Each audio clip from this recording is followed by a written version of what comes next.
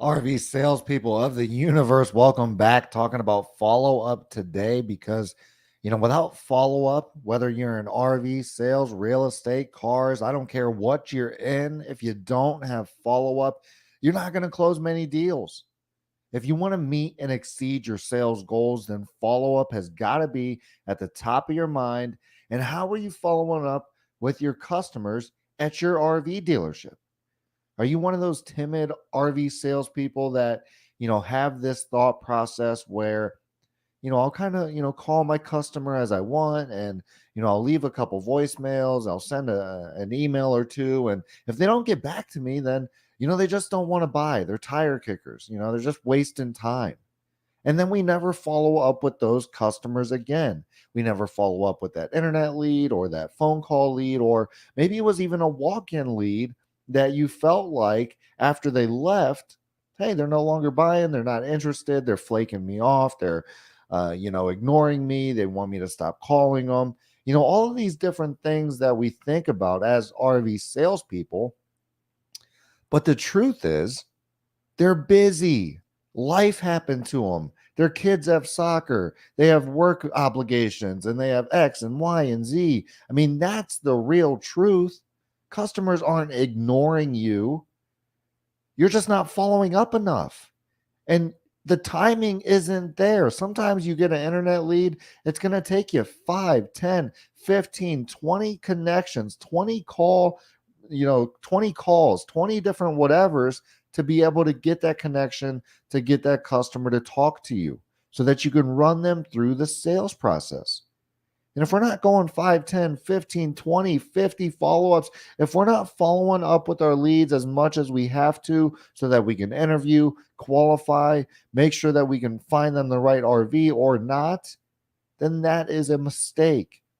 There is only so much time in a workday. There's only so much time that we spend at our dealership. And if we're sitting in our dealership chair, if we're at our desk and we're not following up with a customer, and we're also not actively in a deal right now with a customer, then, what are we doing? Right? The way to exceed your sales goals. Think of this formula. I want you to ingrain this formula in your thought process when you're sitting there and you're not doing anything. Think about this. The way to exceed our sales goals: talk to more customers, okay? Increase our closing percentage, decrease our time spent per deal. Okay, you have to understand this formula. The whole formula always equates to more customers. Talk to more customers. Very simple on how that equates to more customers. Okay. Increase our closing percentage. By increasing our closing percentage, we're closing more of the customers that we talk to. The next thing, decrease our time spent per deal. Because if we can spend 2 hours in a deal, then in an 8 hour workday, we can close 4 customers. But if we have to spend 4 hours in a deal, then in an 8 hour workday, we can only close 2 customers. But again, if I can close 2 or 4 at the end of a work week, you're talking, 50 customers to 20 customers that salesperson can close. And over a month, you're talking, 200 customers to 80 customers.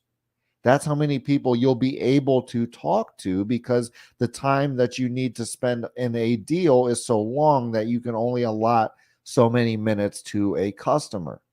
So by decreasing our time spent per deal, it allows us to talk to more customers, which allows us to close more customers. So if we're not focused on, how many customers am I talking to in a day as an RV salesperson, if we're not following up with the leads that we have in the pipeline and who we've called and who we haven't been able to speak with, if we're not calling those walk-in leads that we got last week or last month that didn't buy for whatever reason, right? Because we didn't run the good sales process, or we didn't find out enough about them to be able to build that rapport up, right? If we're not doing that, then what are we doing? If we're at our desk, we should be making phone calls. We should be shooting text messages. We should be sending emails. And we should be trying to connect with these customers on the multiple different mediums that they are on. Because you have to understand, if we're only calling a customer that likes to do business through email, then we're not talking to them on the medium that they like to talk on. If we're calling and emailing a customer that likes to text, then again, we're not reaching out to them on the medium that they are on. So when we're reaching out to these customers, it should be a phone call, right? The first thing I'm doing, I'm making a phone call because I want them to answer the phone. I want to set the appointment. I want to get them back to the dealership so I can run them through the sales process. If they don't answer the phone, I'm leaving a voicemail. Hey, this is Chris from XYZ dealership. I saw you were interested in, this RV. I'd love to show it to you in person and answer any questions that you have. Give me a call back at this number. That way we can schedule an appointment. Boom. Next thing I'm going to do, I'm shooting a text, right? And I might even shoot a video text. I'm going to go out to the video that they put an inquiry on, and I'm going to do a video and I'm going to shoot it with my face in. I'm going to say, hey, this is Chris. This is the unit you looked at. It's a great RV. I'd love for you to come take a look at it in person. Give me a call so we can schedule a time. That way we can take a look at this RV when you get here, whatever the case is, or shoot me a text and schedule it through text. Okay, so I'm going to shoot that video. I'm going to shoot a text. I'm going to shoot a phone call.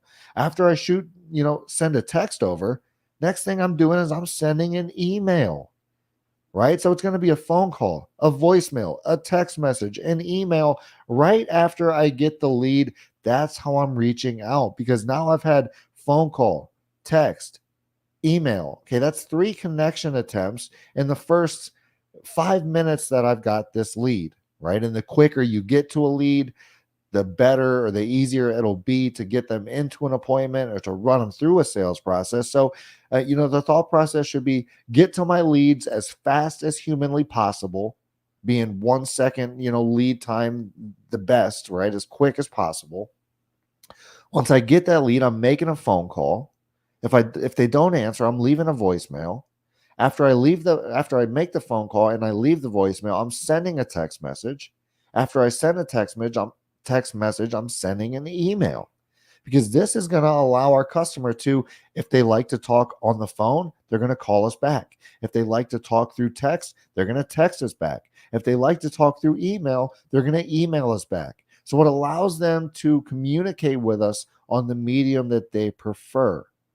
Before I leave for the day, I'm going to make another follow-up phone call, and I'm going to try to get 4 connection attempts at least on one customer before I leave the dealership today. So if I get an internet lead in today, phone call, text, email. Before I leave for the day, again, I'm making another phone call. Another thing that I think is worth noting is that if we're calling customer leads at the same time every single day, that will not help you. Because if you think about it, customers are very, not just customers, humans, myself, yourself, we're very regimented. Our time is allotted for certain things. So if my work day is from 9 to 4, 9 to 5, okay, maybe the best time to talk to me is at 6 p.m., right? So if I have a Monday or a Wednesday, or if there's a late night that I'm at the dealership till 8 o'clock, instead of calling that customer between 9 to 4, 9 to 5, let's call them at 6 or 6:30 and see if that customer answers. Separate the times we're calling customers. Don't always call at the same time. Call them at noon, call them at 12, call them at 1, call them at 6, call them at 7, call them at 9 a.m., call them at 8 a.m., and switch it up so that maybe you can land on the time where your customer is actually able to talk. Think about it. In our day, there might be a certain time frame that it's easier for us to talk on the phone. Let's just say it's, 10:30 to 11, right? So now maybe if I finally call you at 10:30 in the morning and I answer the phone, now I can have that conversation. But if I call a customer every single day at 2 p.m., 10 days in a row, and they don't answer at 2 p.m., 10 days in a row, we might want to switch it up. Okay, so following up with our customers, following up with our leads, talking to as many people as possible is one of the best ways to exceed our sales goals. And if you're not good at the follow-up, I don't care how high your closing percentage is. I don't care, if you close every customer that comes in the lot, it doesn't matter. If you're not talking to enough customers, you're not going to exceed your sales goals. Juan Perez, yes, exactly. Use all mediums to touch your customers. I found the longer you wait to follow up with your prospect slash customer, you are reducing your chances of closing the deal. 100%, Juan. I've always said this: time has a way to kill all deals. Time has a way to kill all deals. Too much time in between when a customer wants to see an RV and the time you actually run them through a sales process, the more time in between, the higher chance that deal is going to be killed. Okay, so exactly, Juan. The quicker we can get to our customer, the more we can close, the quicker we can close. So we should be high priority on internet leads and customer leads that come in now. Like if I get an internet lead last night at 8 p.m. after the dealership is closed, call it, and it's a morning lead, and I come in the morning and I get a lead at 9:30 a.m., the first lead that I'm taking care of is the 9:30 a.m. lead, the one that is looking right now. I'll call the lead that came in at 8:30 after my 9:30 a.m. lead because they are the hotter lead. The time hasn't reduced that customer as much. Okay, I don't know if that makes sense, but it does if you've been in sales long enough. You know that the quicker we can get to a hot lead, the quicker, the easier it is to close a deal, the easier it is to get them through the sales process. So you're right on, Juan. All mediums to touch your customer, and the longer you wait, the lower your chances are to close that deal. Appreciate the comment. Spot on with that, Juan. And while we're out there, we need to make sure we're following up with our customers quickly, right? Time efficiently. We need to run them through the sales process and close them on a one-day sale.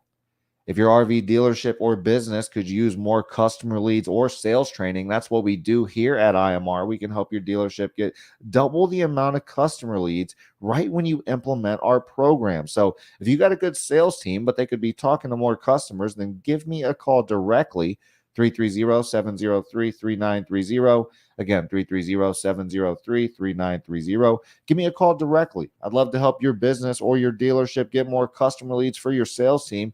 If you're an individual RV salesperson that wants to get better at the RV sales process, we can help you out there too. Go grab the book, Sell More, Live More Sales Training. You can get it on Amazon. You can get it on Barnes and Noble. Not too expensive either. Somewhere, I don't know, 9, 10, 13 bucks, somewhere around there. So go grab the book, Sell More, Live More Sales Training. You can get it on Amazon. You can get it on Barnes and Noble. Links are in the description. And we also have an online sales training program you can sign up for.